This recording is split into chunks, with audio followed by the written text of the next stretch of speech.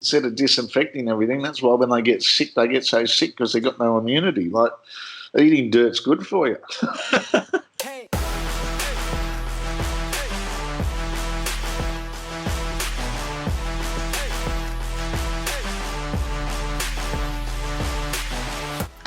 All right. Hey, Bracksy. I'm super excited to be talking to you today. Thanks for joining the podcast.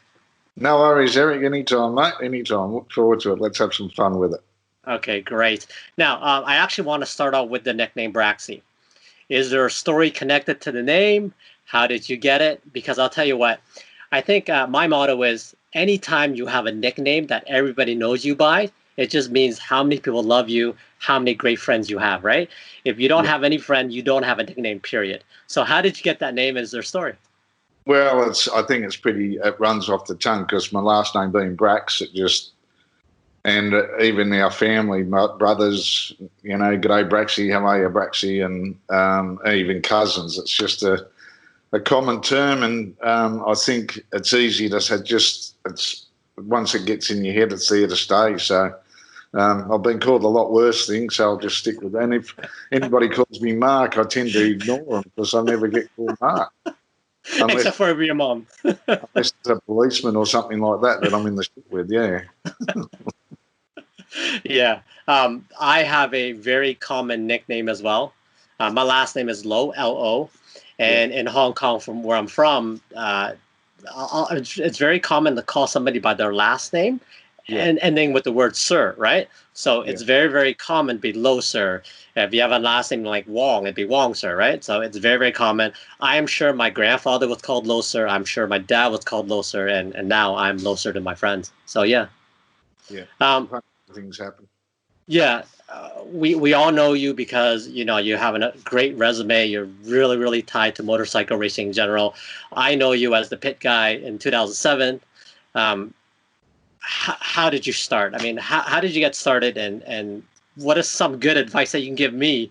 Well, how did you get started? I've had no training in anything. So, I started off taking photos. Years and years ago, I always had an interest in photography, even as a kid.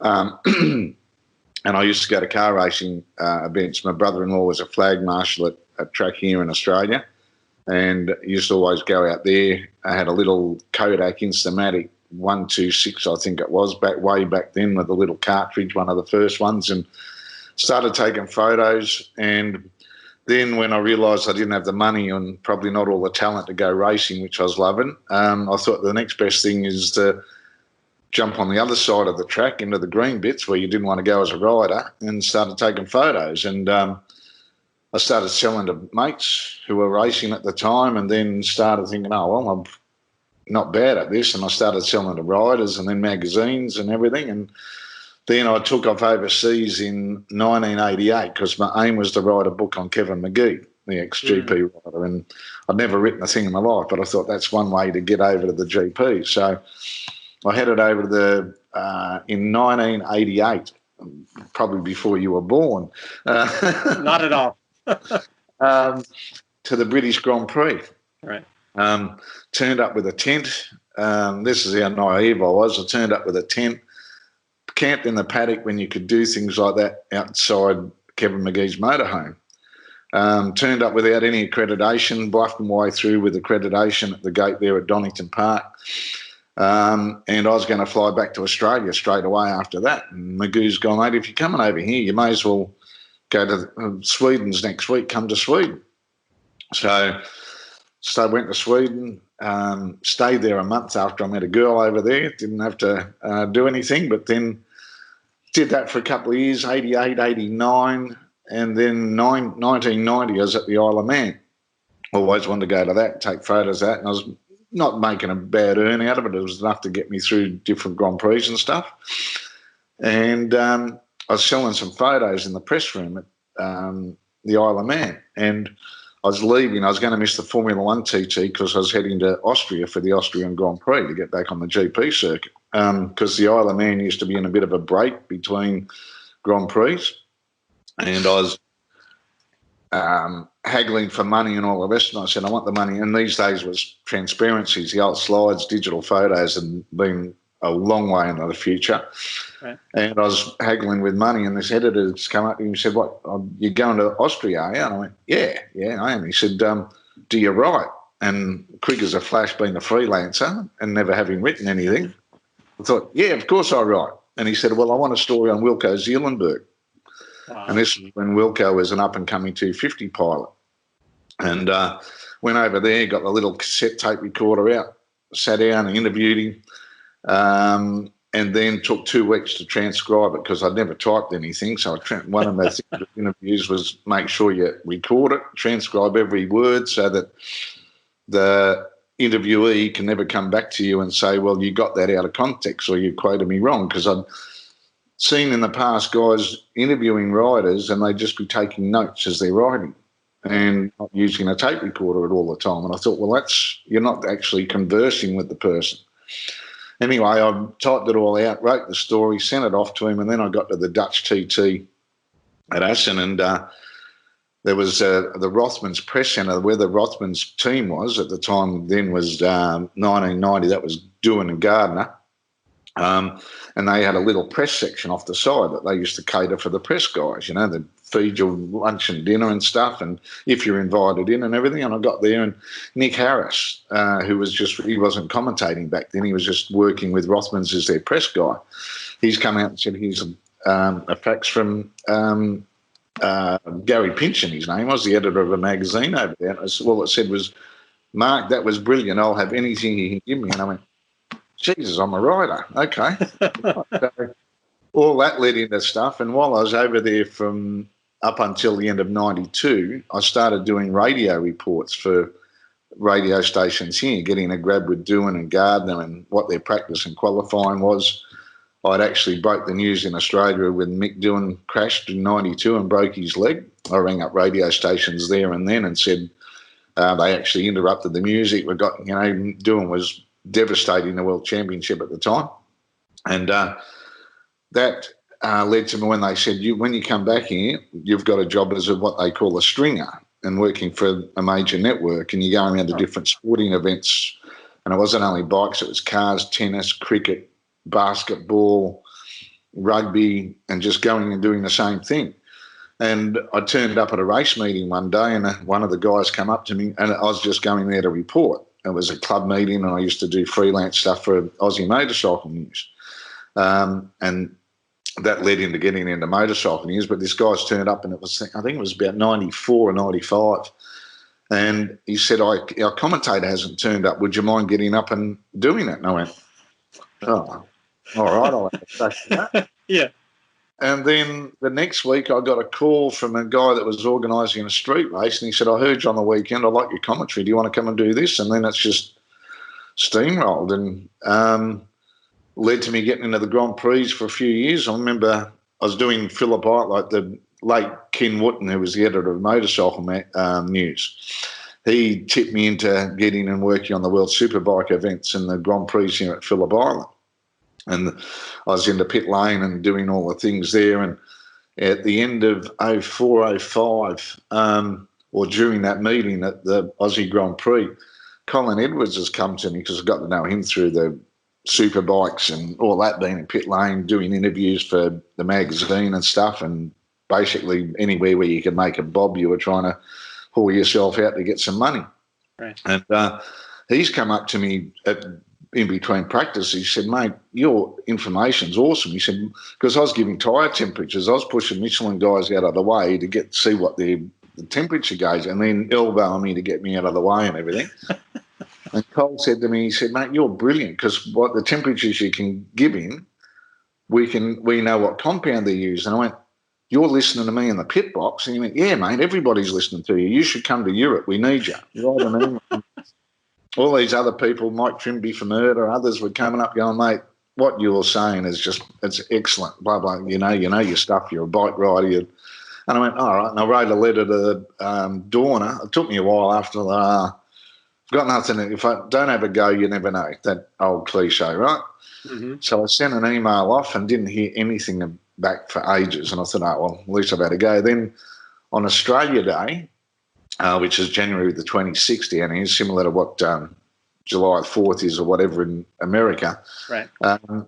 I'd gone down to the pub to have a beer with a mate, and I left my phone at home, right? And I thought, I've gone, I left my, who's going to ring on Australia Day, right? It's a public holiday. Yeah. I got home and sure, lo and behold, there's a message there from Gavin Emmett from Dorna saying, I've been told to ring you up and this is my number. And I'm thinking, someone's taking the piss out of this. Like, this doesn't happen. So I rang, then it was in Spanish, rang it up, and next thing I'm working for Dorna and having to move to Barcelona and doing that for a few years. That is a crazy journey so far. The guy that actually hired me was the guy that ended up firing me. So after a couple of years, because I was too passionate and too friendly with the riders, was what he was saying. And when he said that to me a few times, I thought, hang on, if that's the best excuse you can come up with, you just don't want me here. So, and I was a bit dirty on it, I was, living the dream sort of thing. Then I'd got years out of it that I never expected.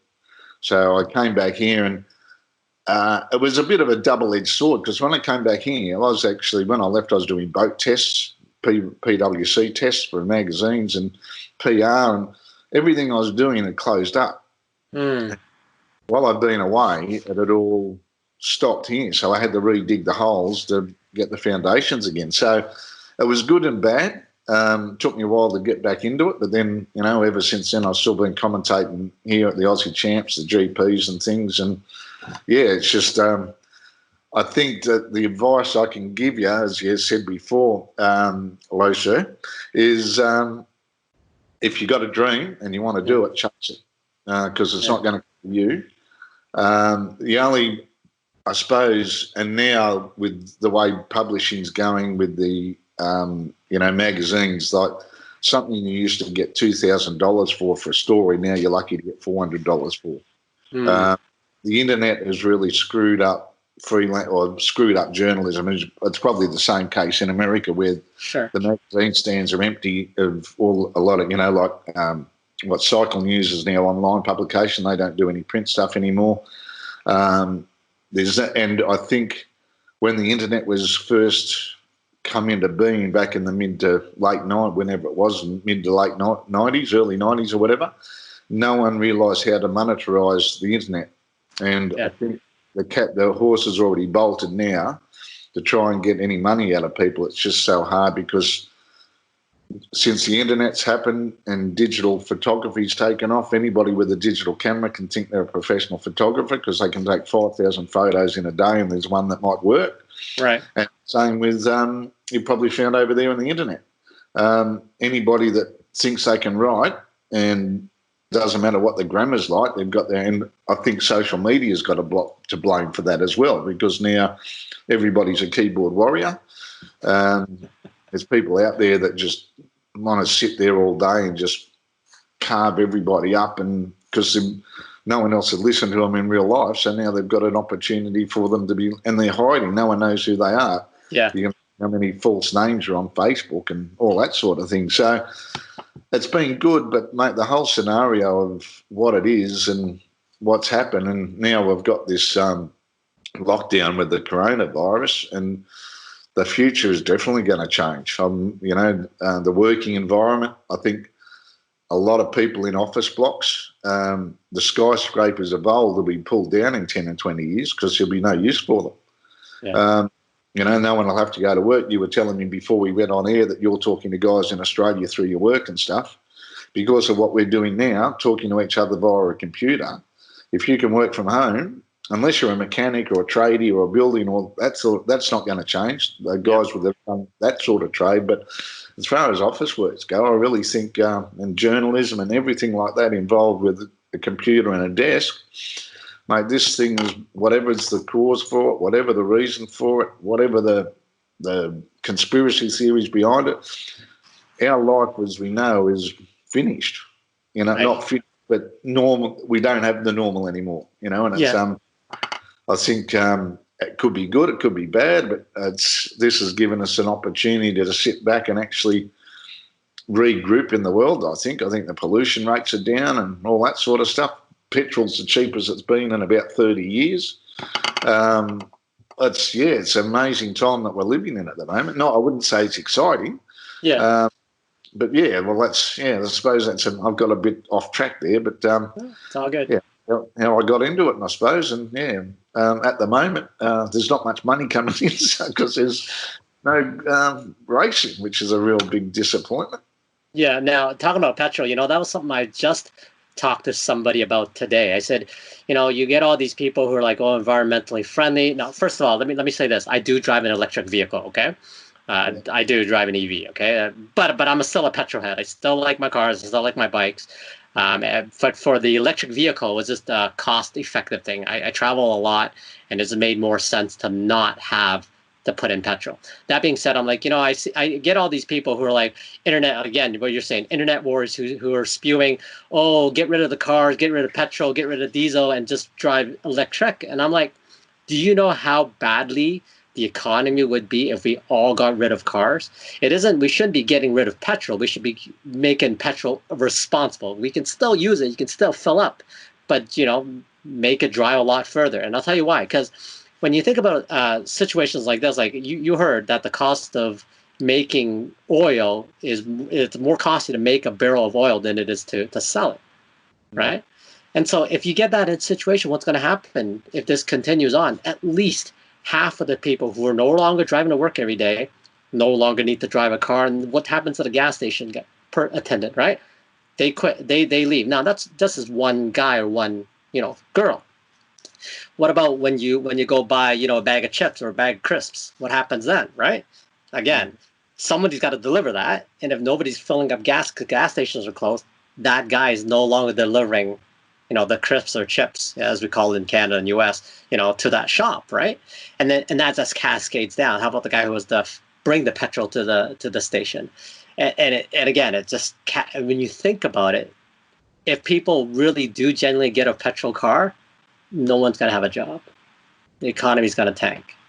Yeah, but I think petrol will make a comeback because if you're not using that more, it's going to be cheaper, and then it'll be more tempting for people to stay with their fossil fuel car than getting into electric cars. Because I've got you still got to plug into charge it, and that most of that comes from coal-fired power stations. Yeah. So you're not helping the carbon footprint by having an electric car. So we could talk about this. No, I agree with you. And I agree. I mean, electricity doesn't come for free. It's got to come from somewhere, right? Whether there's hamsters running on wheels all day long, or hydro, or nuclear, something. There's got to be something to power the car. So I understand. For me, again, it was selfish. I don't pretend to be a greenie. I don't pretend to be an environmental friendly guy. Again, I still have my bike. I still have an Audi A4, station wagon, as we call it in Canada. So we do call them station wagons down here too. Yeah. Okay. And this podcast is very free form. I don't have an agenda. Rant all you want. Talk about anything you'd like. But if I can talk about bikes for a second. First of all, are you still riding? Does the girlfriend or the wife or the significant other still let you ride? Oh, no one will stop me riding, and no one will stop me racing. I have a couple of meetings a year, just club events. Go out there and scare myself, and I think it's. I was going through a bit of a bad patch last year because a lot of work dried up, a lot of promises, a lot of contracts got broken, and everything. And I was like, I went through the what we call down. I don't know if you call it in Canada, but the black dog was chasing me, and was thinking some really dark thoughts. And it wasn't until I went to Darwin in August. I go up there every year. They got this great meeting up there every year at that's called the TTC. The Terror is the name of the club, the top end road racing association. And every year they have a meeting up there, the Terror Territory Challenge, and it's just a club event. Superbike, Supersport, Clubby 300s, Clubby 600. I'm in the clubman class. And for a whole week, they have starts on a Monday, goes right through till Friday, and that's just track time, right? Half an hour sessions for 5 days. Yeah. A, B, and C, and you've got to be careful because it's in the tropics. It's right near the equator. It's towards the end of the dry season, so it's still pretty mild, like a good summer's day. And then you have 5 races over the course of the weekend. And for the average punter, that costs you, what was it last year? It was, the entry fee was $380 for the week. And that's what probably, and so I think the Canadian dollar and the Aussie dollar is about the same. You can't even get a ride day down to Sydney, basically, for that price. So you get a whole riding and racing. The camaraderie is great. The Darwin track at Hidden Valley is absolutely awesome. It's only a couple of Ks long, and I'd been going up there for years commentating, and they invited me up for the 25th anniversary, and they said, I'll bring you leathers and have a bit of a steer. You know, we'll get you some bikes and everything. And then I went out there and started riding and going, man, you're doing some pretty handy lap times. You want to come up next year and race it? And I went, oh, yeah, all right. Get me a bike. So they supplied a bike. I'll send some photos through for you of how they did it up for me. Yeah, that'd be great. I don't know if you've ever heard of KY Jelly over there. But, I'm aware. Sponsored by KY Jelly? KY Jelly, and some of the things they put on the bike, they call it the Knuckle Dragger Express. Nice. A real good piss take. And it reflects the camaraderie of the guys up there, because Darwin is at the end. It's a great city. You have fun up there. You're drinking beers. You're camping in the paddock, or you're going into town and getting into the seafood. And it's just a really good atmosphere for a week. And by going up there and when I was saying that I was having a bit of a getting into the depression and all that sort of stuff last year, getting back on the bike actually started to turn it around. Yes. Because when you're on a bike, as you know, and especially on a racetrack, all you can think about is what's in front of you. Yeah. There's nothing else if you start thinking about other things, you shouldn't be out there. You just got to concentrate no matter how fast you're going. Yeah.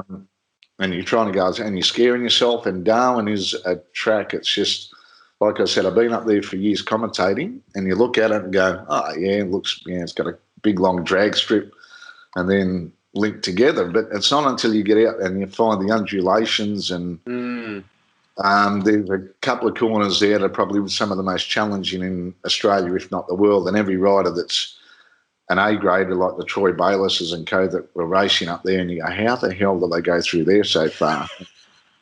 Such a mind, and I crashed there last year, so I've joined the club as well of crashing a particular corner. So that was what got my head to turn around a bit, and I recommend it to anybody. And as I've said to people, I did a story for a magazine on it. There's no substitute for adrenaline, and sitting start line of a race, I hadn't done it for a few years when up until a couple of years ago. I hadn't raced for a few years, and I'd forgotten how good and how you're scared, you're excited. It's silence, because all you can hear is temples going in your helmet, but it's noise. Yeah. Got all the heat coming off the bitumen and the bike, and it's like, and that, especially Darwin, because it's such a long charge into turn one, and being lightweight I am, I always get good starts. So I'll be carving, and you're bouncing off people, and why are you hitting the brakes there, and what are you doing? You get off the bike, and I reckon after the first, I still do it. It's a wonder they don't hear me back in the pit screaming in the helmet, because the buzz is just, that's why I think guys like Rossi and that keep going, because there's nothing that's going to. You can have the best drugs in the world, but it's not going to have that intensity of what adrenaline does for you. And anybody that whinges about a guy racing because he's old, like I'm 62 years old. I've got no guys that are 74, 75, and they're still bloody handy on a motorbike when they're out racing and stuff. And I think it keeps you young at heart. Yeah, yeah. And clears your brain, and just I recommend it to anybody to get on a bike. And I'll keep doing it until I can't walk. Yeah, I couldn't agree with you more. I mean, there was about a stretch of 3 years where I wasn't on the bike at all, and I kept it. And the woman was nagging me a little bit. She's like, you haven't ridden it for a while. You're not getting any younger, blah, blah, blah. Maybe you should sell it. And I said, the day I sell it, the next day, and I told the other people this, I'm just going to buy a new bike next year. Or the next day. Like, the day, I'll sell it right away, but I'm going to get something nice, right? I can't not ride. I might not have the luxury of riding every day because my commute is about 50 kilometers each way, and it's straight. There's no turnings. It's all highway. So it's not really fun per se, right? Yeah. But still, getting on the bike and doing a little bit over the speed limit it makes all the difference in the world. It does change your mindset, and I think you and I are alike. We're adrenaline junkies at the end, right? Yeah. I think the biggest difference is I can't turn for beans. I think I did like my first 5 track days. I think first 4 or 5 track days, my sliders were immaculate. They were pristine. I couldn't touch the ground to save my life. So coach to help you. And the harder you try to put your knee down, the harder it is because you're thinking about that too much. If you just get into the flow of the track, well, your knee will hit down as you start to get your body language right. I'm pretty lucky with knowing the people that I know that I can ring them up and they can coach me over the phone. Troy Course is a classic for that. He's a really good coach to get into your head. And I don't ride on the road anymore because I think with the way the police down here are just absolute over the top, and you're in danger because you're always looking at your speedo to see if you're going over. You go 10 Ks over, you've got a $500 fine and stuff. It's just to get out to a track and scare yourself that way. Mm-hmm. You don't have to worry about police. The cost of a ride day is probably less than what a speeding ticket is. And it's just like, and living on Phillip Island, having Phillip Island in the backyard's not a bad bit of real estate to be able to go and punt around every now and then either. And I've got to, besides having own bike, people say, oh, well, you want to come and ride my bike? And I'll go, oh, yeah, but what happens if I crash? It's only a motorbike, mate. I haven't crashed one yet, so I haven't had that foot. But I feel very privileged that people actually give me the faith to have a steer on the bike. And I've had some amazing bikes and even when I was working for Australia Motorcycle News, the road tests we do, the bikes you get, the bikes you have in the shed and stuff, and just to get on a racetrack, man, I can't recommend it highly enough. Yeah, no, it's great that people do trust you with bikes. What is the most exciting bike, the scariest bike? What is the one bike that sticks in your mind? Have you ever ridden a GP bike, by the way? I have, yeah. Wow. What's that like? End of 2006 at Valencia. I shouldn't have been shitting to myself as much as I did, because I was come through Kawasaki, the Kawasaki race team, halfway through the year, and they used to have at the end of every year, they'd have journalists would be invited to go and ride a series of the bikes. They'd all put up a bike, and you'd get 4 laps on the Valencia circuit the day after the GP, the final race of the year. Mm. And this is 2006, Nicky Hayden's year. And Michael Bartolini from the Kawasaki race team and Ian Wheeler, Michael Bartolini took over from Harold Eckel to run the Kawasaki GP team, and Ian Wheeler was the PR guy. And they've asked me to ride, would you like to ride one? I've gone, well, that's a silly bloody question, isn't it? But because they said, well, all these other guys have ridden one. We want your impression so we can put it in the magazine, someone that's never ridden a GP bike before, of this calibre, like 270 horsepower, carbon fibre brakes, slick tyre, run on slick tyres before, but carbon fibre brakes and never been at Valencia before, to go out and give you impressions of it. So I went, oh, yeah, all right. But living in Barcelona with Dorna, I didn't have any leathers, but Anthony West heard about it, and he's come up at the GP. He said, here's mine, you're about the same size, have them. I said, all right, no, you can keep them. I don't need them anymore, you can keep them. So I had all the gear there, and I got on them as leading up to it. And then on the Sunday, obviously, like I'm getting a bit nervous. Sunday, the race was on. Nicky's won the championship. Troy Bayliss won the race. And normally there's a big after party. I didn't go to the after party. Stayed at the hotel, had a couple of quiet frosty treats, went to bed without the hangover. Get there, and I was probably around lunchtime, I think it was, that they said, all right, you're up. So you go and get the leathers on, and the nerves are building, and Michael had said to me, and it was Shinya Nakano's ZXR, and it was completely as he got off the bike the previous day. Nothing was changed on it, which is probably a lot harder than what it should have been, as in suspension-wise, because it was set up to do a lot quicker than the journalists do. Mm. And I remember my knees trembling as they pulled it out into pit lane to put some fuel in it, and they're revving it, and I could hardly climb on the bike. And Troy Corser gave me the tip. He said, with the carbon fibre brakes, when you're riding out of pit lane, accelerate, but ride the front brake to get them up the heat. Huh. And I said, well, how do I know when they got the heat? And he said, you'll know.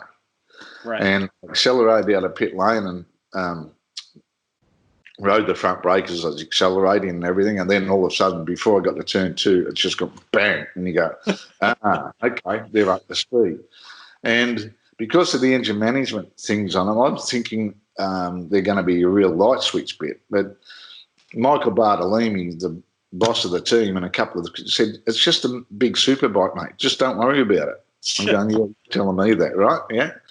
And I got 4 laps on it. And in those 4 laps, I did under 2 minutes, which I was pretty happy with, considering that at that time, Rossi and co were doing 135s, 134s around there. And I'll never forget my first time along pit straight, and you're out against pit wall because you got turn 1 going into the left-hander.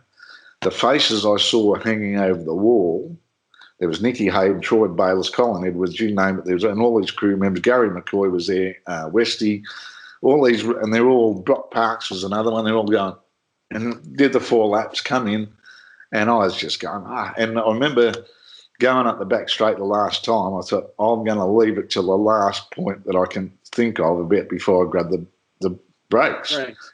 And I went up through the fast kink, and I was flat out, and they gave you the telemetry on a disc, so I've got all the telemetry of what I was, the gear I was in, speed I was doing, da-da-da-da, and all this stuff. And I remember going up through the kink, going into the hairpin, and then I've just grabbed the big brakes, and it's just stopped. And I've gone, fuck. I've had to accelerate to get back into the apex. I've gone, and then I've got into the pits, and they're all coming up and backslabbing me and all the rest of it. And then I've got off, and I'm going, can I have another 4 laps?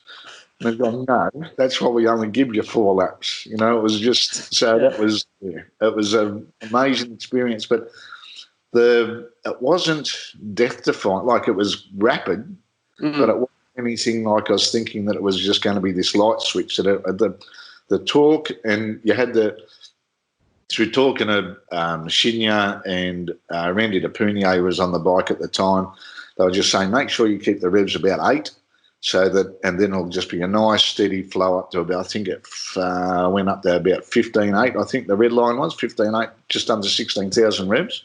Right. And it'll be nice, handy. And it is. It's a very and I was starting to get, in the last lap, I was actually wicking the throttle, and it was just driving. And they've come back and they've checked the time. They're going, man, and I went out on new bags as well. And we're going, you give them a workout. So then the guys from Suzuki and Honda and Ducati and Yamaha have come up and said, we've been looking at you, mate. You want to ride the bike next year? Well, we didn't realise you could ride this well. And I went, of course I did. But then they, in the 12 months, they cancelled it. They stopped all the journos riding it. Huh. And they've never been back there since. That's bad. Yeah, it was, and I remember that till the sitting in the rocking chair, so to speak. But I've got photos of it. I've got a little bit of video. I've got the telemetry off the bike. Kawasaki put the story in their Kawasaki magazine that went worldwide. So, right. There's no one can say, you're full of shit, that didn't happen. No, I can say, well, there you go. There's the photos. Yeah, but it was and it was one of the best weekends of my life, because Troy Bayliss had won the race, the only guy to win a superbike and a GP in the same year. Nicky Hayden won the championship, because I still get upset thinking about Nicky. We developed a really good friendship, and pardon me, now that he's not here, that weekend, to see him win the way he did, and his family. Earl was there. Mum, the brothers and sisters, they were all there. And to top it off with getting on a GP bike and being on the same track that those guys were the 24 hours before was something pretty special. Yeah, I mean, it's you don't know me at all, so this pure coincidence. I'm a casual fan at best, and Dan knows this, right? But Nicky Hayden is by far my favorite rider ever, probably because when I was growing up, I really liked Honda bikes, so I was big time into Repsol Honda. He rode for Repsol Honda. He was relatable to me, and I was super, super sad, with what happened with his passing, right? I mean, goes to say. Disbelief that he's not here. And like when I was doing the GPs, I used to walk the track every Thursday with a notepad. And then ride it on a push bike to get the bumps and everything. You'd see apexes, you'd see blind spots and everything. And one of the first guys that came up to me, it was Qatar. It was only we went from Jerez to Qatar. And I'd got to the back section of probably the last few corners of Qatar, out the back section of the track. And Nicky's pulled up on his scooter because, as you know, all the riders do their laps on the scooter and stuff. Right. And he's gone, do you want to ride? Do you want to jump on the back? And I said, I'd rather just walk the track so I can get in my mind's eye. And he said, all right. And he just plodded off. And then I was walking down pit straight and he's come up and he said, all right, you've done a lap, jump on the back and I'll take you around. So he took me around a lot of racetracks on the back and he'd be saying, this is what I'm doing here, this is what I'm doing there, da-da-da-da. And while I got on the back, he said, how come other guys don't do this? And I said, I don't know, but I just want to find out what it's like from a rider's point of view. And he said, well, you're obviously a rider. And the friendship we developed, every time he'd have a good result, he'd sign an e-scraper for me and just hand it to me. Little things like that. And after when he went in Valencia, this is the type of guy him and his family are. When he won that championship, he came out with a shirt, the Stars and Stripes and the Nicky Hayden number one and all the rest of it. And after he was finished the press conference, I said, mate, do you mind, would there be any chance of me getting the T-shirt off you? And he said, we've run out, but we're getting some more, so come and see us on Tuesday because they were testing Tuesday, Wednesday, Thursday, or Tuesday, Wednesday after the Valencia GP, all the new bikes, new 800s. They just unveiled the new 800, looked like a mini bike compared to the 9. I remember. Yeah. And I was walking up pit lane that afternoon, and he was in the shed. He was always probably one of the last guys to ever get off the track. He'd test and test and test till the sun went down, basically. Oh. And I'm going, how are you, mate? Is all right? He's on, yeah. And he said, have you got the shirt yet? And I went, no. And he said, I was wondering why you were looking like that because I wasn't smiling or hadn't thanked him or anything. And he said, it's out in the back. Go and see Roger. Roger was the Dutch guy that was a logistics man for Repsol Honda for many, many years. He said, he's in the truck. Go and see him. He's got the shirt out there for you. And I went out and stood at the bottom of the stairs because you don't go into an HRC truck uninvited. It's just not on. And Roger said, you're here for your shirt, are you? And I went, yeah, mate, yeah. And he said, come in, come on. And I said, yeah. He said, I'm the boss of this truck, come up. Oh. And he said, it's in the drawer there. And I'm going, hang on, you don't touch HRC, you know what I mean? It's the no-go area. He said, no, it's in there. And I opened the drawer up, and it's all these Repsol team shirts, the collared shirts with the gas and all the gear on it that they wear for press conferences and stuff. And I'm looking for this other T-shirt that he was wearing. The championship shirt, yeah. Right. And he's gone, no. I said, where is it, Rog? And he said, there, it is there. And I looked at one, and I could see a little bit of texture mark, like a black marker pen on part of the white shirt. And he said, and I'm going, I was a little bit disappointed because I thought I wanted one of them shirts. And he said, no. I said, I pulled it out. I said, all right. And he said, have a look. And I pulled it out, right? And it was a team shirt. I've got it in the wardrobe. I can actually show it to you. But he signed it to Bracksy. Thanks for all the support, mate. Nicky Hayden, number 1. And I'm just going, And I ran to go out the truck saying, thanks, Rog, thanks for that. There at the bottom of the stairs is Nicky Hayden with this big get-off smile there. He said, and I'm beaming, right? He said, yeah. Hey, finally got it, man. I'm going, this is awesome, man. He said, I just wanted to see the smile on your face, Bracksy. That's the type of guy that Nicky was, right? And everywhere we'd go, he wasn't a big drinker or anything. He'd have a couple of beers in the bar or whatever, but he wasn't like some of them that I won't name names with. But just to do that, to actually go out of his way to a personalised message on the shirt, just something that's one of those guys, and I'm very, very humbled that I've got to know a lot of people that I can call friends and everything, but that it was just wrong what happened to him. I know I think it was he wasn't completely innocent in the incident, the police report state and everything, but still he didn't do it.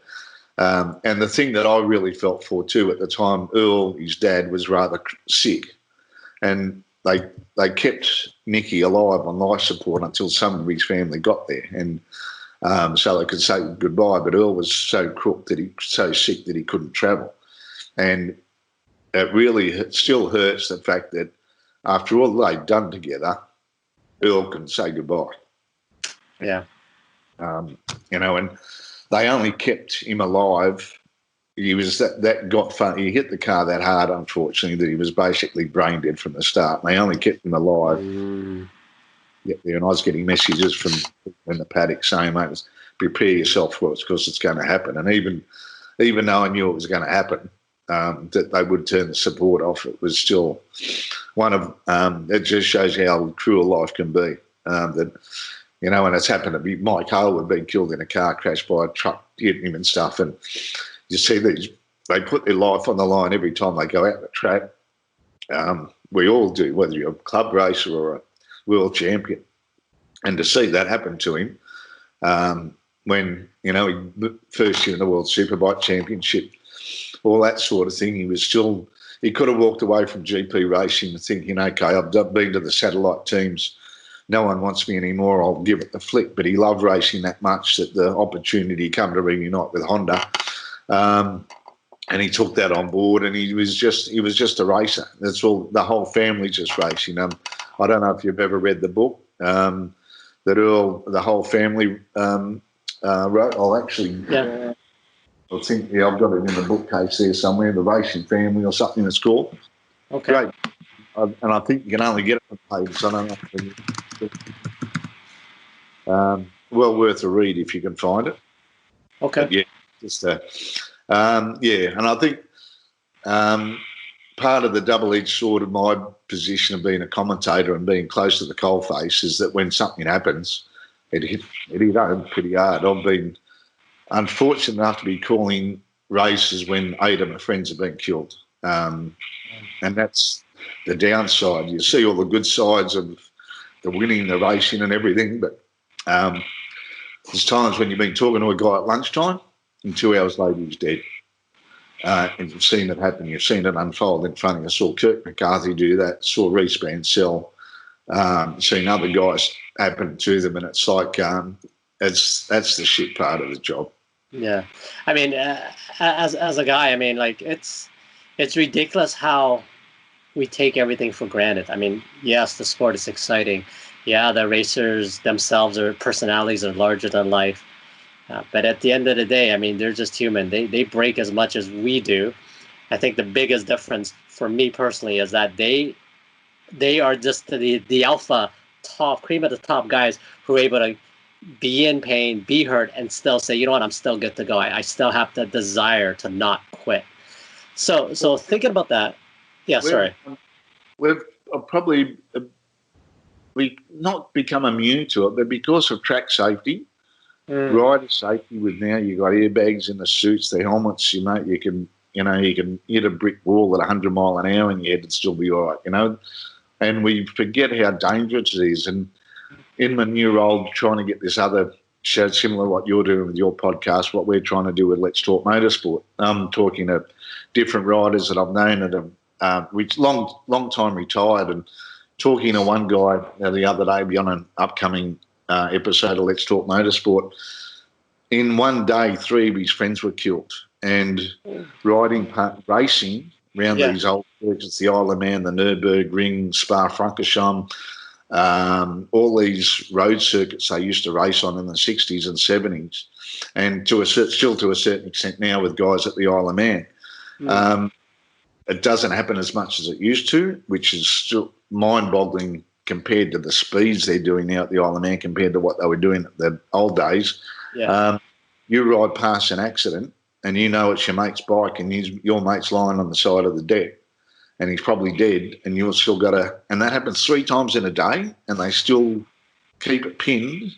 The mindset to be able to do that is just mind-boggling. And some of them actually stop and help their mate and be with him in his last moments. And it's like, why didn't you give up racing? Well, because it's not going to happen to me. That was their attitude. It's not going to happen to me. Yeah. And we've got to an age now where if it happens, it's like, how did that happen? Like, we haven't had a death in racing in GPs since Moto2 a couple of years ago at Barcelona when, his name escapes me.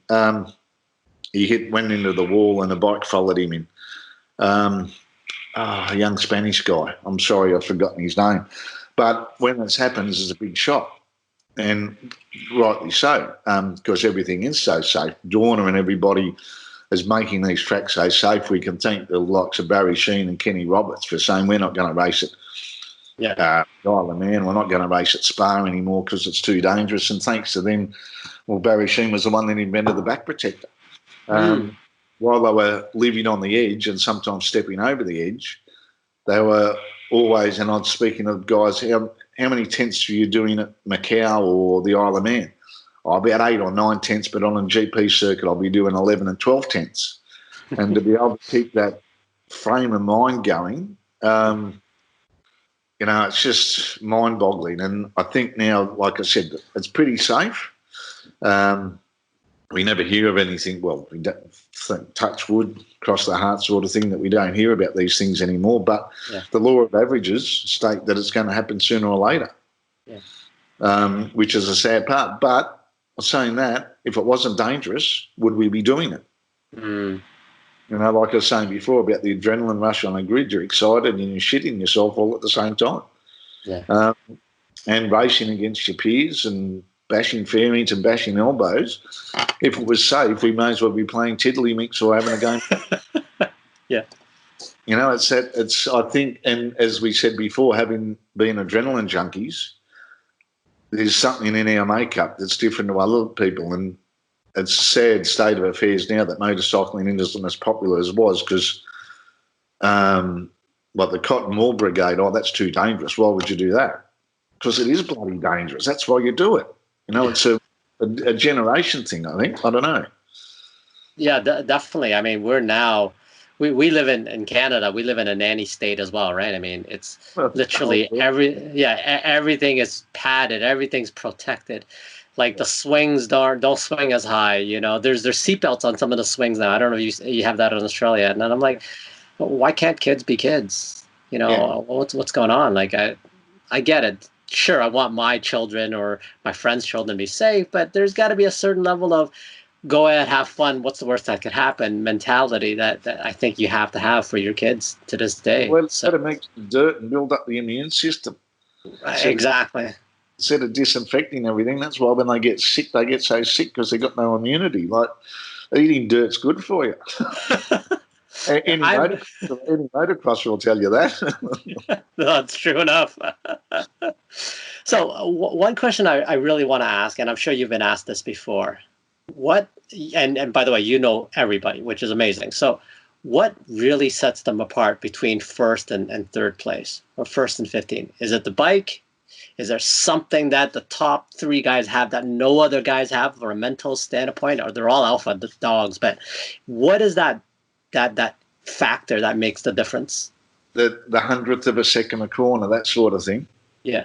And please don't tell me it's more this and less of this, okay?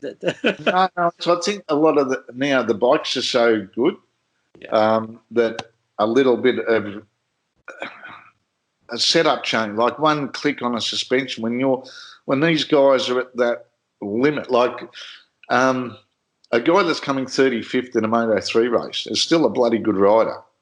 And one thing that really gets up my nose is when people say, "Oh, he can't ride," what's he got that bike for? He might have come 30th in the GP or 15th or 10th, but he's not a winner. Right. I go, I'll get you his bike, and you can show him how he should ride it. Right? A guy that Marquez is in a different league. He is an alien. But when you're looking at the guys and I think with guys like Rossi and Lorenzo that have gone to Ducati, coming off winning bikes and getting onto a Ducati. And the same with Jorge going to Honda last year. He got on that bike carrying injuries. He shouldn't have been allowed to get onto that bike. And what's happened there? He was psyched out from the. Are you still got me? My computer. Yeah, I can. Okay, well, I can still see you fine. By the way. Yeah. Yeah. When they went from, and it shows you how much the bike is part of it these days, because. When Rossi was the first one, he went from the Honda to the Yamaha, and won on the Yamaha straight up. That showed how good the bike was, right? And then he went to Ducati, and Jeremy Burgess' famous quote, "We'll fix it in 10 minutes." He's probably going to rue that statement till the day he drops off the perch. But I think a lot of it, because the talent of these guys, the difference is about that much. You know, like you look at Casey Stoner when he jumped on that Ducati in 2007 or in the test. I remember being there and I was with McGee because he was over there. He actually did a launch at Mugello and decided to come down and watch the GP because Bayliss was racing. Stoner was on that LCR Honda and he was getting some good results. He got a podium in Turkey in his third race in it behind Melandri. He almost won that race. But then he jumped on that Ducati that no one could ride, and it was the 800. It had gone from the 990 that Caparossi and co were riding, Gibernau. When Casey got on that, it was like he was made, and he got onto that bike and he rode it. He didn't care about the electronics. And back those days, the electronics that used to preempt, say you're coming out of a fast corner where it just snaps sideways, right? Turn 12 at Phillip Island is the best one that I can think of an analogy. And corners at Brno in the Czech Republic. The first lap, the thing would be coming out and it was completely sideways. Second lap, the electronics are saying, okay, we won't let its wheel spin that much. And it'll bring it back. By the third lap, the thing's just driving off the corner and Casey's doing the same thing. He's just keeping it pinned, bugger the electronics. But then you go and talk to someone like Loris Caparossi and you talk to him, and pardon the French, I've got it on tape. He's on fucking electronics. I fucking hate them. Because what they were doing, he's a 250 style rider where it was all in the wrist, right? Right. And to get used to these new age electronics, especially came in with the 800s, because they brought the 800s in because the 990s were going too fast. Yeah, I remember. All bikes are fast in a straight line, so it's an engineer's job to make sure that, okay, they're slowing us down that way. We've got to pick it up through the corners. So tyre technology has gone through the roof. Electronic technology went through the roof. Stoner got on that bike, loved it, and he made the bike adapt to him. Caparossi, Nicky Hayden was another one when he got on it, absolutely hated it because she had no faith in the front, it wasn't steering properly, whereas Casey being a dirt tracker, I thought Nicky would have adapted to it more because he was a dirt tracker as well. That's right. And let the bike, but because as these guys explained it to me, that one lap had to be doing this, and then the next lap you were expecting it to do it, so you back it off. So it was jumbling the brain of the electronics, whereas Stoner was just doing this and keeping it pinned and letting electronics work itself out. Sete Gibernau, Loris, Nicky Hayden, anybody that was jumping on, because Ducati were always leading the way back then in electronics, and everybody was playing catch-up for a while with them. They were changing their throttle application from one lap to the next. So the computers in the bikes were picking up that difference, and it's confusing them. So as they said to me, one time you come out of the corner, there'd be nothing. So you'd give it a big lungful. The next time you come through and you give it the same lungful, then it'd just, and there was no consistency in it. So they couldn't get their head around it. And back then it was pretty brutal to be riding without electronics, and so they had to adapt. And the teams were saying, no, you've got to ride it with the electronics the way it's set up. So it was playing with their head. And when Rossi got on that bike, the difference in the front end capabilities of it, he was having crowd. I remember at Laguna one time, he crashed when he was in a straight line going up towards the corkscrew. And the front end's just gone out from underneath him as he's applied. And every bike rider knows that you've got to have confidence in the front end or you're not going to go anywhere, because you've got to be able to push and push and push and push. Yeah. And poor old Lorenzo in 2018, when he finally got the grips of that Ducati and he put those wins together, Magello and all that, and you think, yes, he's found the secret. He's got it. Then in Burinam at Thailand, when the thing seized up on him and spat him over the bars and bashed himself up, he was injured there, right? He'd already been sacked from Ducati. He signed with Honda when he thought, oh, this is the dream team. Lorenzo and Marquez on the same bike. He'll adapt to that Honda. He crashed at Burinam, which finished his season, right, basically. Then he had a motocross accident in the off-season. Why they do motocrossing has still got me beat. Then testing, he had another crash early on in the Honda. So his body was never fit. His mind wasn't fit. He got on that bike and absolutely hated it, right? Going backpedaling a little bit, Jack Miller jumped off the Honda after being with LCR and then Michael Bartolini and then going to the Ducati. One of the questions that was asked at Valencia was, how much harder is the Ducati to ride than the Honda? And Jack's answer was, obviously you've never ridden the bloody Honda, because the Honda was harder to ride than the Ducati. He's jumped on the Ducati, and now that he's getting up to speed with it by getting the same equipment, he should be a championship contender this year. But Lorenzo got on that bike, and it's proven that and Crutchlow said the same thing. He crashed at Austin when doing really nothing wrong last year, right, on lap 3 or 4. Marquez crashed through his own fault. But no one else can ride that bike except Marquez, and they've developed that bike around him, the Spanish connection, his dad in there and everything. Jorge's got on it, thrown the hands up, man, I don't like it. So now he's gone back to the Yamaha. I reckon he would have had about 2 or 3 wild cards this year. He was fit, he was back together in it. Going back to the originals, that's where these guys are that much apart in talent. And okay, we've got to disregard Marquez. But saying that, Scotty Redding used to beat Marquez in the lower classes. It's just something that Marquez has got on that bike and just gelled with it. And the Japanese have built that bike all around him. And anybody else that comes along, you've got to ride it like that. And we know Marquez is he is a freak when it comes to riding a bike, that he can crash. I remember here a couple of years ago, they had the Michelin test when GP bikes had gone from Bridgestone to Michelin as a control tyre. After the first day, we're doing the debrief in the paddock there, and all the riders come out for a chat. Cal Crutchlow's coming out. I've still got this on tape when he's talking about it. And they were not having confidence in the front. They were crashing their brains out on the front in these new Michelins because of different construction, different profile and everything. Yeah. Riders trying to get their head around it.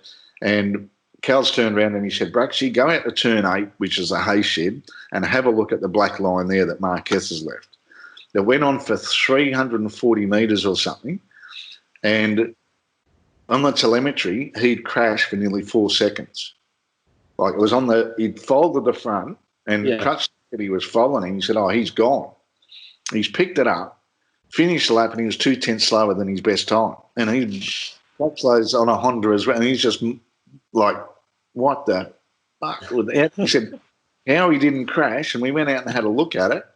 And through the hay shed, it's one of the great corner, very daunting and everything. It started about 200 metres before it's like as soon as he's tipped it on its side, it's gone. And he's just held it, and picked it up on the exit of the hay shed, ran off onto you can see where the line of the trajectory was taking him up to the ripple strip on the outside, and he's managed to bring it back. Now, mentioning Cal, when you're talking about the Ducati, remember he walked out on a contract to Ducati, right, 3 years ago. So I'm not anymore. So I don't think there's much difference in the talent of these guys. It's just the they are and on the day. Like even Matt Mladen, he came out a few years ago was saying that You never blame the bike. The bike doesn't sit in a garage overnight by itself and all of a sudden change. And he was saying that when he'd come back in, the guy's going, what's wrong? What's wrong? You're not doing the times from yesterday. It's me. It's not the bike. The bike hasn't changed. I haven't got my head together. Mm. So he'd have to go and think and then go back, come out and do it. And we try and understand what these guys' heads are. We will never understand it. Right. We try and comprehend it and try and empathise with what they're going through. But until we can jump on a bike and lap within half a second or a second of what they're doing, you'll never do it. And we're talking about, like, they're talking about half a second a lap because they're multiplying that over 20 or 30 laps of a race. Now that's going to put me 6 seconds behind. Then when you've got to crack that down, that half a second a lap into 12, to average track's got 12 or 13 corners, you're doing, that's 100th or less than a tenth of a second a corner. That they find that gap. Yeah. I've been at the coalface for years and I still find it hard to, when they can crash their brains out, run back to the pits, jump on a bike, put that behind them and go out and do a quicker lap than they've ever done before. Yeah. That is just, you just cannot, it's incomprehensible to the average human that these guys can do that. And when you got those guys at the top of their game, it is that's the bike that is the difference in if you put everybody, and well, you can't put everybody on the same bike, but since the electronics, since they've gone across the board with the own ECU, that's brought it back to them. It's where the lap times have become a lot tighter now. Mm-hmm. If you had open electronics as you did a few years ago, there'd still be a big gap there'd be a bigger gap now than there is. But because everyone's on the standard ECU, and if Joe Bloggs on his Honda finds a better system, that gets thrown out to everybody. So no one's got an advantage of how they find, and there's less sensors on the bike than there was before. I'm not sure the number they've got now, but you can only have so many sensors on the bike. Mm. That shows that the riders themselves are within that much of each other. And I don't think there's that much difference in the talent. If you've got to that level, you're in the top 1%. They talk about 1% as being in the outlaw motorcycle clubs. These guys are the 0.1%ers because there's not many that are going to be able to do that day in, day out. Crash, get up, go and race, put it all behind them. Go. If you and me crash, we're going back through that corner going, oh, they're just going, bugger you, corner. I'm gonna beat you. I've beaten that corner. I've beaten the front tyre. I've beaten the bike. Now it's doing what I want it to do. The mere mortals can't fathom that stuff. Yeah, because that is something that I think it's not teachable. There's no way in hell you can ever teach someone to have that kind of mentality, right? I mean, it's just the fact that when they crash, they're in pain. They're still able to throw a leg, or willing to throw a leg over and put that bike. When you hear the famous races where, like, this guy just has to finish and he comes in fifth, and fifth maybe on a regular day is like, you're all right, but fifth when you know that the guy's in that much pain and he's still able to be within reach of the podium, I mean, that's incredible. A classic example of that was Jorge Lorenzo back in, when was that, 2013, 2014 on the Yamaha at Assen. Yes. When he crashed wet on the Thursday, smashed his shoulder to smithereens, flew to Barcelona, had it operated on, flew back and took part in the race and finished fifth. And he hated it. He's never been a good rider at Assen ever since that time. But to get back on and beat the monkey at his own game, they come back, and it's indelibly stamped watching that race after he got off the bike and he was trying to get out of the leathers. It was just, like I said, mere mortals cannot comprehend the fact that he could do that and have the mindset to, jump back on a plane in pain, have the painkillers or whatever, and get on a bike and be within a few seconds of the race lead at the end of the race, particularly around a physical track like Assen. It's not as physical as it used to be, but still. They're just a completely different beast. And they are the gods to me. I'm not real religious, but my church has been a racetrack for the last how many years every Sunday to go to it. And these are the guys you worship because they're like, you know, and even Bayless, when he won that race in 06 in Valencia, he came in and his hands were blistered to the max. The burns that he was getting off the bike. And he said to me shortly after that race, he said, if I wasn't anywhere near the podium, I would have come in, because he said the pain was unbearable. And you go, it couldn't have been unbearable, Troy. He said, oh, you just block it out. You just, you shake your head and go, but how can you block it out when you're using brake, clutch, throttle, all the rest of it? He said, oh, you just use your legs more, and you put, you just. It's crazy. They are a different breed, and and no offence to Formula One, everybody's got their own interest in adrenaline, but Formula One's a bit more computer orientated now. They're in a big cage. I wish the average public had the respect for the riders that the Formula One guys have got for MotoGP riders. They think the same. You look at the Lewis Hamiltons and the Michael Schumacher, like even Michael Schumacher in 06, I think it was, or 07, he did a 2-up ride with Randy Mamola at Mugello. Halfway through the second lap, and being Randy, he would have gone, I'm going to show you what it's like. Right. Halfway through one of the laps, Michael's dug him in the ribs and said, you're proving your point. And he said, no, I haven't shown you half of it yet.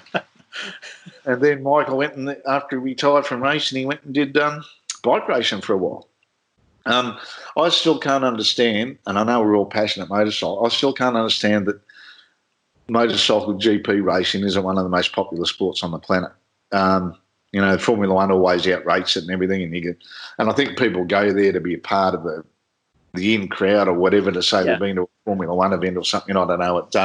I loved Formula One when it was in the 60s and 70s, but in recent years it doesn't hold any interest for me whatsoever. There's more it's decided on the pits, but I cannot understand why these guys aren't held in the highest of esteem compared to any other sportsman in the world, and compared to what a soccer player gets for kicking a ball. No offence, it takes a lot of talent to kick a ball around and everything, but the money they earn compared to they're not putting their life on the line every time they jump on a motorbike. They're going out and playing footy. They might do a knee, they might break a leg or anything, but these guys break a leg, strap it up and get back on a bike again and go, well, what's the lap record again? Yeah, exactly. Yeah, I'm with you. I'm sure, soccer or football, whatever you want to call it, I'm sure it's fun. I have no love for the game. I know I'm in the minority, but I don't know. To me, it's no big deal. It's a bunch of guys playing a kid's game, right? And people are going to hate me for saying this, but to me, soccer, I don't want to say it's not a real sport. Obviously, it's a sport, but it's the only game where 3-year-olds can have a league. There's no There's no 3-year-old F1 racing. There's no 3-year-old motorcycle racing. It's the only sport you can play as a 3-year-old. You can't even play ping pong as a 3-year-old. The only league you can have it's soccer. So I'm like, it's a bunch of guys playing a children's game. Yes, but anyway. Yeah. Now racing.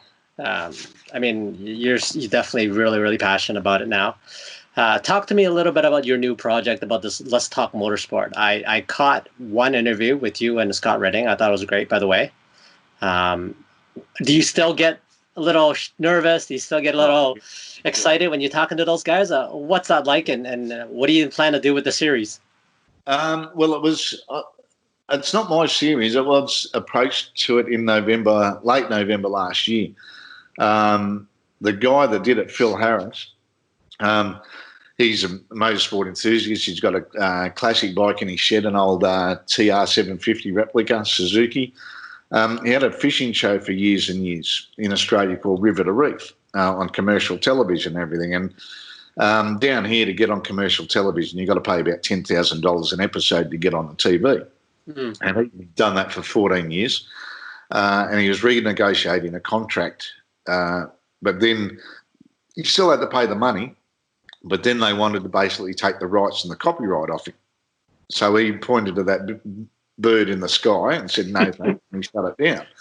And his attitude is, as we all know, that the future is streaming, because we've got Netflix and Stan and all these other things and all the podcasts. And he's had a night he wants to do Let's Talk Motorsport.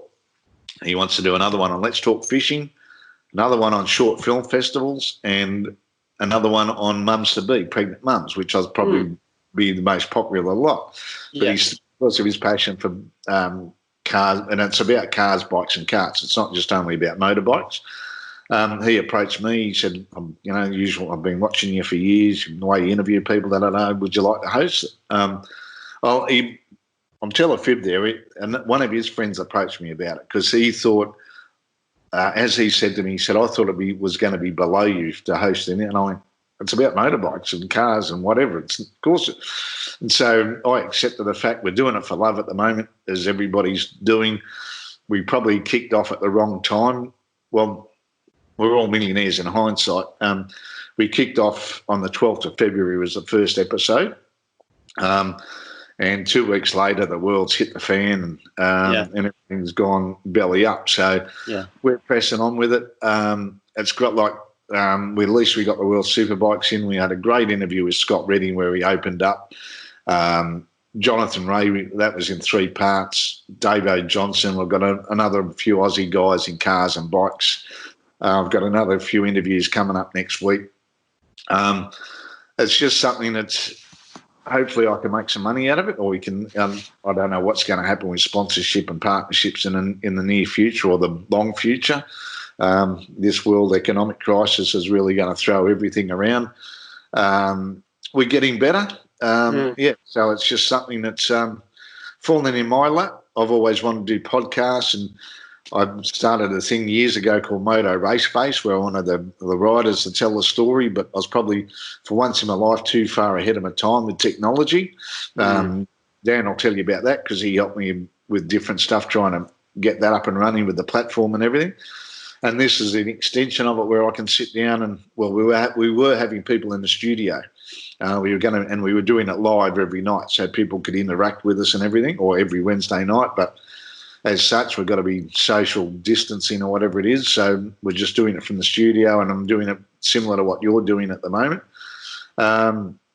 Numbers are slowly growing, so and it's giving an outlet to other people. But as you know, there's a lot of things out there, and you've got to try and make a mark somehow. And at least it's keeping me involved in the sport. And while everything else is closing down, at least we're pushing ahead. We've gone from being on YouTube, now we're on Facebook. Now we're on a couple of free-to-air stations in Australia. They picked us up. A pay-per-view Foxtel, and now we're putting it all on another series of audio podcasts on different platforms as well. So it's gaining momentum. It's all going to be a slow race, but I think with my contacts and who I can basically email or ring up and they say, yeah, I'd love to talk to you. I think it's going to be one advantage I've got. I've got a couple of, I'm not going to say who I've got lined up, but there's going to blow some socks out of the water. Not people that are racing, people in the industry themselves. And I think, as a couple of people have said to me, take advantage of your name. I'm really humbled and a bit blown away that a bloke with a head for radio like myself is got to it. Like, as I said to you before, it's all passion. If I got into this game for money, I've certainly picked the wrong game. I'm an aircraft engineer by trade. It would have been a lot better to stick with it. But, in photography, writing stories, I'm writing a couple of books at the moment about my time on this planet. I don't know if there's any money left in them, but so many people have said to me, when are you going to write a book, Bracksy? And I go, well, who wants to read mine? We want to read, like I've got a lot of tales to tell, I suppose, and I'm not bad at telling a yarn, so people have said to me. So I think this is a bit of an extension. I get a chance to get into people's heads. I never really go into an interview with a set list of questions.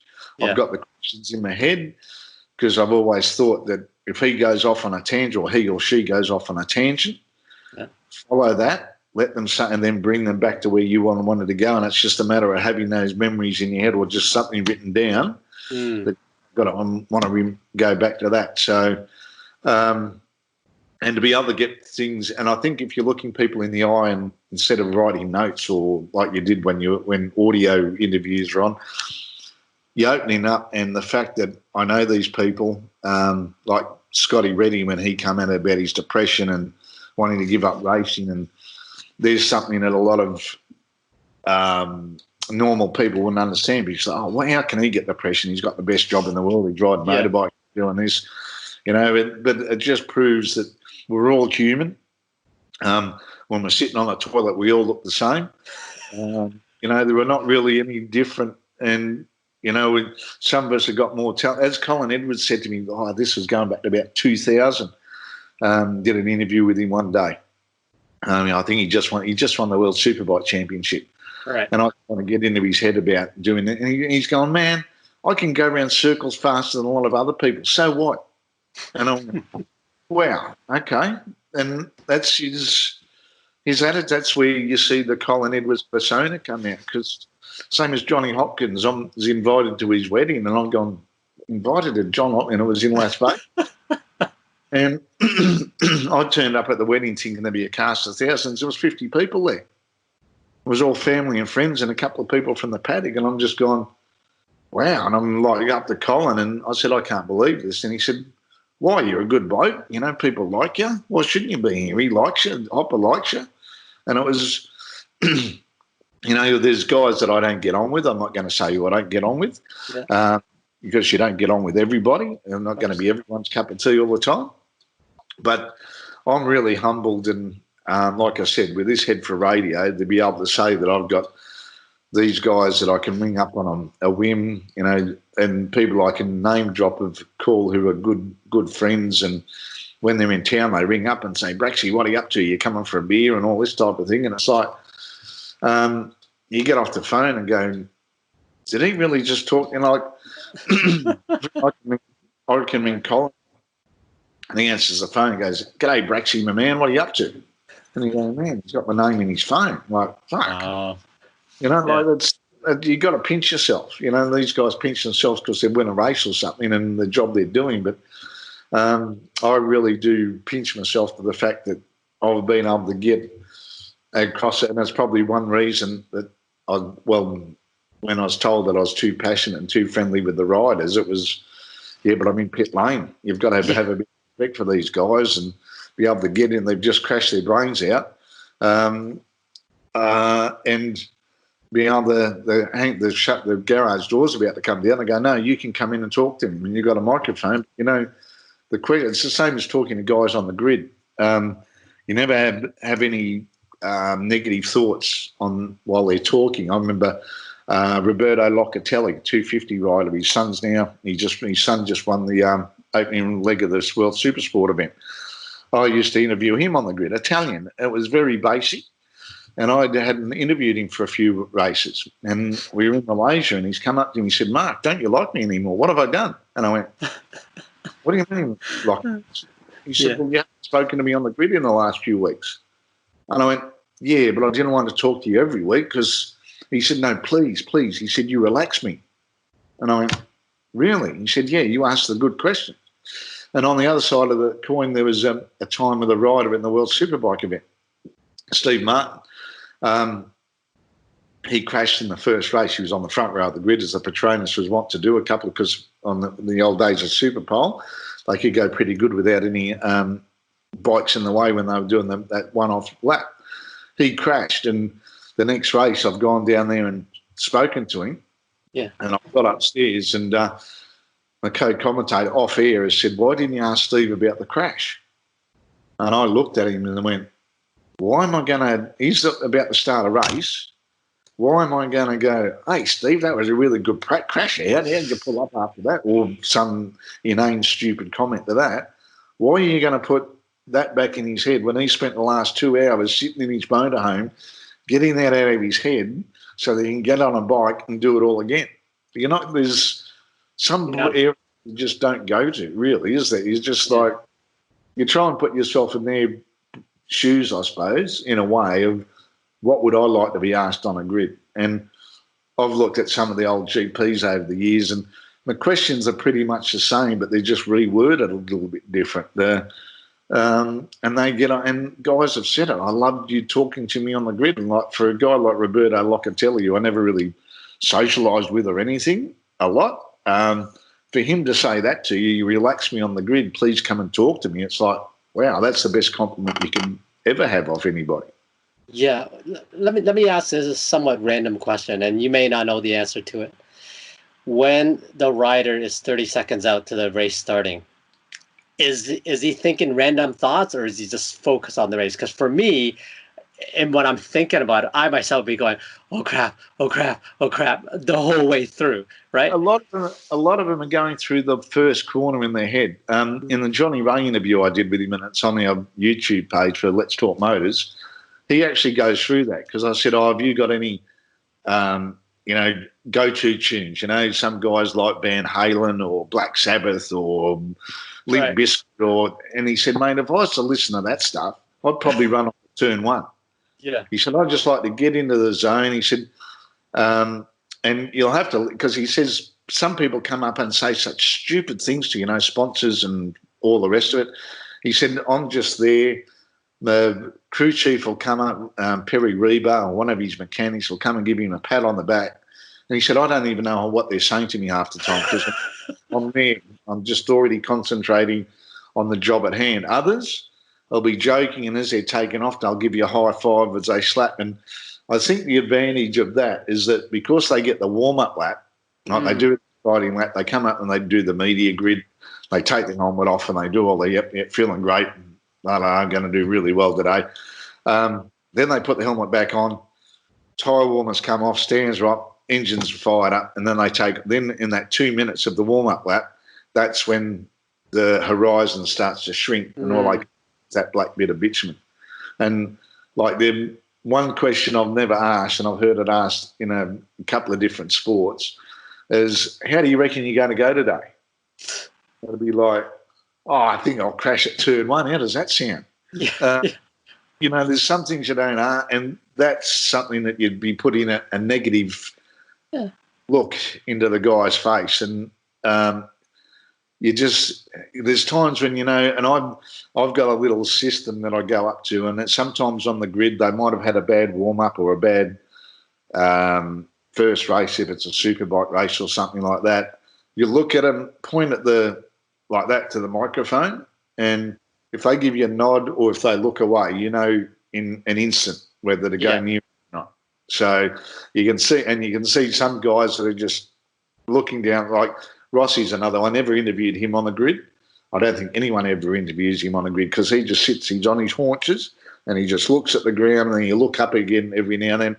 And I've never asked him it, but I think and Jerry Burgess said he just does laps in his head, visualising the track in his mind and doing a lap of what's it going to be like on the opening, to try and, okay, I'm going to get this start, I'm going to head over there because he's there, and they know each other's riding style down pat, they know what each other's going to do, and it's skiving your way through and finding that gap that's going to get you to where you want to go.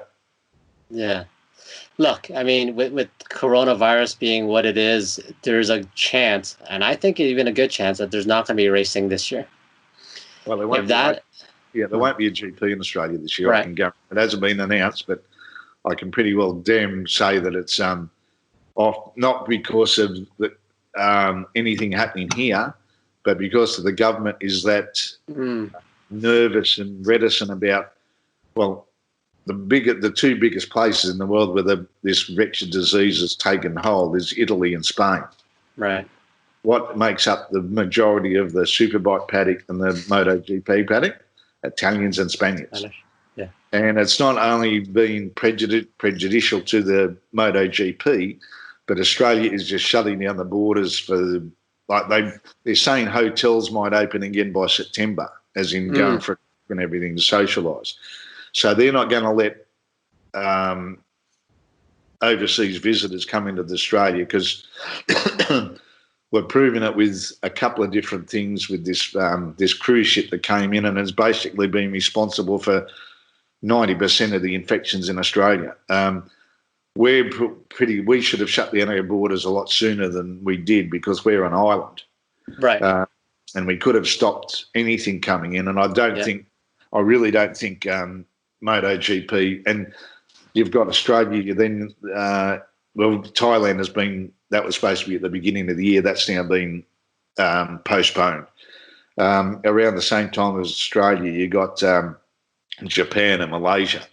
They're going to go by the wayside as well. Unless they have a few, and even Germany and was it France have said no sporting events until at least the end of August. There's action ring gone. Right.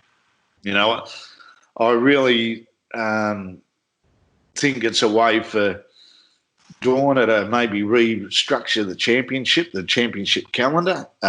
They didn't like coming down here in October. Maybe this is a chance and the opportunity they need to bring the GP back in February, March. And I know it'd be, very hard for spectators and stuff, but can you imagine World Superbike event one weekend at Phillip Island, next weekend MotoGP, and then in between having a round or two of the Australian Championships. And on top of that, it's the traditional time of the Formula One Grand Prix. If you were to put that on over 3 consecutive weekends for overseas visitors, it'd be a bit hard for people to come and take 2 or 3 or 2 weeks off work because it's over 3 weekends. And I've been talking to people about it for years to have a double-headed at Phillip Island. Yeah, it's the best time of the year for it. And the Oz GP used to be the start of the year up until they came back here to Phillip Island in 1997, and then it's always been one of the last ones. September, October, November here is at Phillip Island. Mate, we can get it in the middle of summer, but I really think that this year is it's not going to be much of a championship. And how many races do you have to say that it is a championship?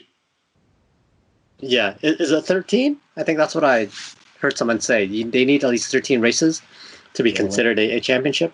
They're not going to get them unless they're racing, going from one place to the next and racing during the week, which is logistically impossible. Right. So bearing that the championship or the season is done, does it benefit any racers? Is it? No, right? No. The longer you are off a bike, the more rusty you get. These, as we've talked about before, these guys are in a different percentage of what the human is, but particularly someone like Rossi, getting into the twilight of his career, this was probably going to be his swan song. At least he's got the ranch here to keep him. I think it's made him more determined. I don't think he's going to go out and retire. He'll still want to come back and have a bit of a dip and see how he is. But the same as any sportsman, a football player, an athlete, if you're a year off with injury, you're going to come back and get fit again and get back into it. Having a year off through no fault of your own and sitting there twiddling your thumbs and just trying to ride a push bike or ride anything, I can't see how that can be an advantage to any athlete. It might give them another year as far as not having the injuries or anything. Yeah. But your reflexes, you're not doing that every weekend. You're not jumping on that bike 3 or 4 times over a weekend, sitting out on your testing that they're doing as well. Everybody's just sitting here bored shitless going, when are we going to do something? You can't go out and do a track day. You can't go and do some scrub bashing unless you're advantageous like Rossi where you got your ranch in your backyard. Colin Edwards can't entertain anyone at the boot camp. That's right. Distancing. You look at Moto America now. You look at the Canadian Championships. I'd like to talk to Jordan Zoke and see what he's doing. He was going back in from the Island Classic to do some ice racing where he sets those ice tracks up in Canada. Maybe they get that, but all that's probably thought out by now that you guys are coming into summer and spring. Yeah. I can't see how it can be any advantage to a rider. Yeah. I mean, again, and I'm like you. I enjoy watching F1 when it's on. I don't look for it. I think they're athletes, but they're not my gods. They're not the guys I aspire to or look up to. But one of the things that's interesting to me is they are doing these virtual online racing now. I'm sure you've heard of this, right? Maybe not the F1 guys, but over here in the States, they have like the NASCAR. For what I've read was that NASCAR guys are now getting on their PlayStation, getting on their Xbox and racing as if it was real. And I'm like, unless you've got enough money to buy a simulator that simulates the pitching and the yawing of the car, how much fun can that really be? And I guess one of the disadvantage of motorcycle racing is you can't pick up a controller and say, hey guys, this kind of simulates me riding a bike, because this doesn't translate. No, and I tried watching it, and it's just I don't know. I must be old school or something, but it's I don't mind playing a game occasionally, but it just doesn't seem, and doesn't have, there's no danger to it. They're all joking and carrying on and stuff like that. And you think, no, unless you're a really full-on gamer, you're behind the eight ball. They got that here every Wednesday night for the V8 supercars, and they're racing Bathurst this weekend and things like that. And it's like, nah. I just can't. It might be fun to be sitting. It's probably like drag racing. I can't go to a drag meeting and watch drag cars and bikes go up and down the strip. It's something that you've got to be immersed into and doing it. To watch them go past at that it doesn't get me. And also, if I wasn't working at a Grand Prix, I don't know if I'd enjoy myself half as much as sitting there watching it. It's a social occasion. I probably still would have, but I've never been to a Grand Prix where I've actually sat down there and been a spectator. Right.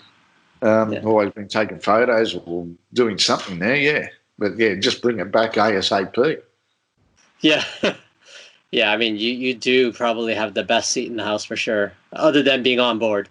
Yeah, so exactly. Very envious of that. As I said to people, I've got the second best job in the world. And they go, what's the best job? And I go, well, look out there. That's the best job. Yeah, exactly. Not the for it. Yeah. Any last thoughts? Anything you want to promote other than let's talk motorsport? Is there anything else that you want to promote before? There you go. Yeah, no, for sure. We're going to link that for sure. No, nothing to say that when things get back to normal again, we can't have another chat. So it's different to be the interviewee instead of the interviewer for one of the first few times in my life. But I really appreciate you thinking of me and asking my thoughts. I think it's been rather entertaining and a good experience. Cool. No, I will be honest. I'm a huge casual fan of yours. I know who you are, especially from Danny's. And I was super, super, super nervous before this interview. In fact, I've had to hold my piss in for the last hour and a half, and I'm like, dude, come on! I should have brought a bottle or something. Like I was ready to do one of these, right? Like I really was. So as long as you don't get a chubby while you're talking to me. Oh God, no. No, but it's a huge honor and amazing stories. I'd love to have you back when you got a spare moment. No, I've got a few stories up my sleeve. Cool. Yeah. Thanks very much. We'll chat soon, I'm sure. No worries. Okay. Bye now. Take it easy.